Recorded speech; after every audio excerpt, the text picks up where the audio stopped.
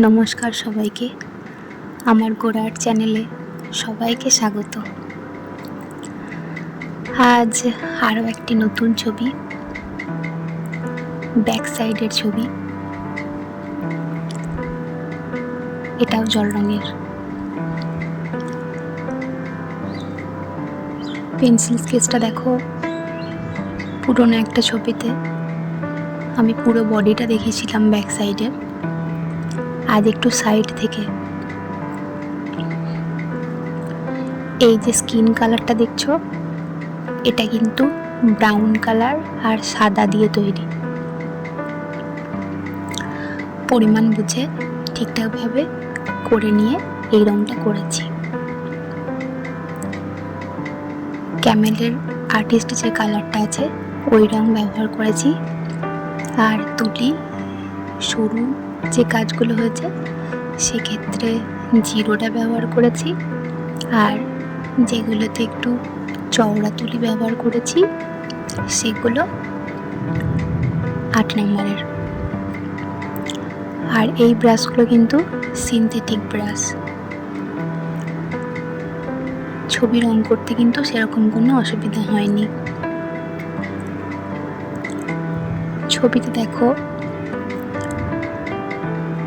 চুলে যে ফুল বাঁধার হাতের স্টাইলটা আছে সেইটা দেখিয়েছি। আর শাড়িটাও ছাড়া অবস্থায় রয়েছে। এই স্কেচটা আগে করে নেওয়া হয়েছিল, তারপর ব্রাশ পেন দিয়ে করে নিয়ে এটা জল রং দিয়ে করেছি। আর যে জল রঙের সিরিজটা চলছিল এটা তার শেষ ছবি।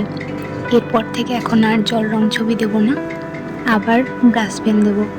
আর তোমরা চাইলে পেন্সিল স্কেচও দিতে পারি। স্কিন কালারটা করে নেওয়ার পর চুলে রং করে নিচ্ছি। চুলে আমি যে ব্ল্যাক কালারটা আছে, ব্ল্যাকের সাথে একটু ব্রাউন মিশিয়ে সেটা আরও জল দিয়ে হালকা করে প্রথমে গোটা চুলে দিয়ে দিচ্ছি, খোপাতেও দিয়ে দিচ্ছি। তারপরে ধীরে ধীরে শেড বোঝানোর জন্য ব্ল্যাকের ডিপ কালারটা ব্যবহার করছি। যেখানে তোমাদের মনে হবে যে চওড়া তুলি ব্যবহার করলে ঠিকঠাক, সেখানে চওড়া তুলি ব্যবহার করবে বা মোটা তুলি ব্যবহার করবে। আর যে সূক্ষ্ম কাজ থাকবে, যেখানে সরু তুলি প্রয়োজন, সেখানে সরু তুলির ব্যবহার করবে। আর হ্যাঁ, দেখো আমি চুলের যে রঙটা করেছি প্রথমে, যেটা বললাম হালকা কালারটা, সেটা শুকিয়ে যাওয়ার পর কিন্তু এই ডিপ রঙটা দিয়ে করছি।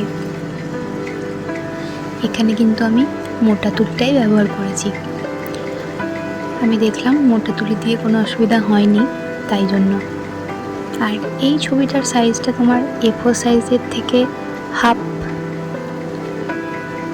মানে A7 সাইজের খাতা, এটা সেই খাতার পাতায় আঁকা, তো খুব বেশি বড় নয় ছবিটা, তাই জন্য অসুবিধা কিছু হয়নি।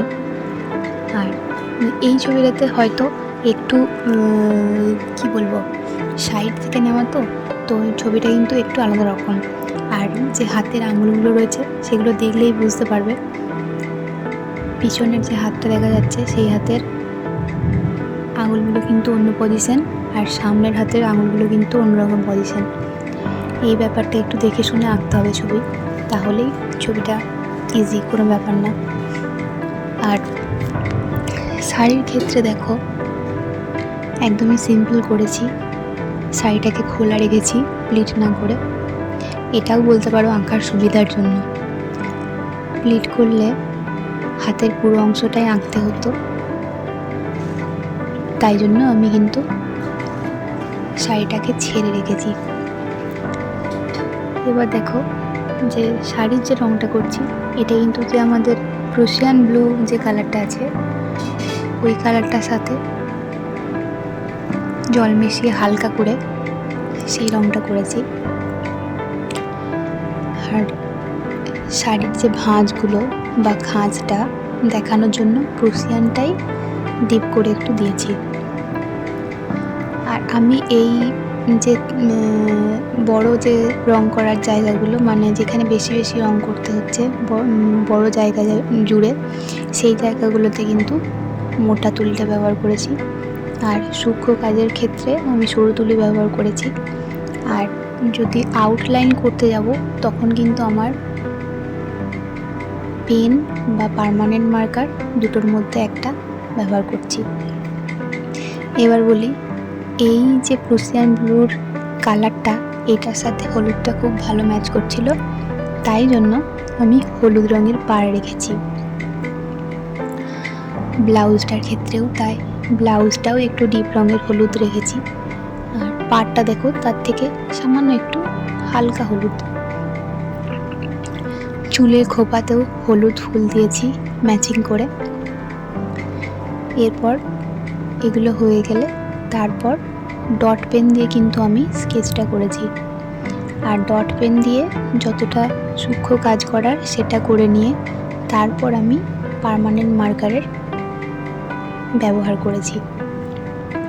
এই টানগুলো দেখো, পার্মানেন্ট মার্কার দিয়ে কিন্তু খুব ইজি হয়, এগুলোতে কোনো চাপ নেই। তোমরা 0.3 বা 0.5 এই পেন বা মার্কার নিতে পারো, তাহলে কাজটা অনেক সুবিধা হবে এবং সূক্ষ্ম কাজের ক্ষেত্রেও এটা করতে কোনো অসুবিধা হবে না। 0.3 বা 0.5, 0.003 নিলেও হবে। 8 লাইন যে পেনগুলো আছে সেগুলো দিয়ে। আর সেটা একটু দেখে নেবে যেন ওয়াটারপ্রুফ অবশ্যই হয়, না হলে রং ধরবে না, রঙের সাথে মিশে যাবে বা ছড়িয়ে যাবে। আর ব্লাউজের ডিজাইনটা দেখো একটু আলাদা করেছি, ফিতে দিয়েছি। আর শাড়ির যে বর্ডারটা রয়েছে সেটাতে কালো দিয়ে একটু হালকা ডিজাইন করে দিয়েছি। গলায় একটা কালো পুঁতির মালা রাখার চেষ্টা করেছি। আর ফুলের মধ্যে একটু অরিজিনাল ভাব নিয়ে আসার জন্য একটু সাদা দিয়ে দিচ্ছি। যাই হোক, ছবিটা কেমন লাগলো অবশ্যই জানিও। ভালো লাগলে লাইক, শেয়ার, কমেন্ট অবশ্যই করবে। আর আমার চ্যানেলটিকে সাবস্ক্রাইব করে দিও। তাহলে দেখতে থাকো। Thank you.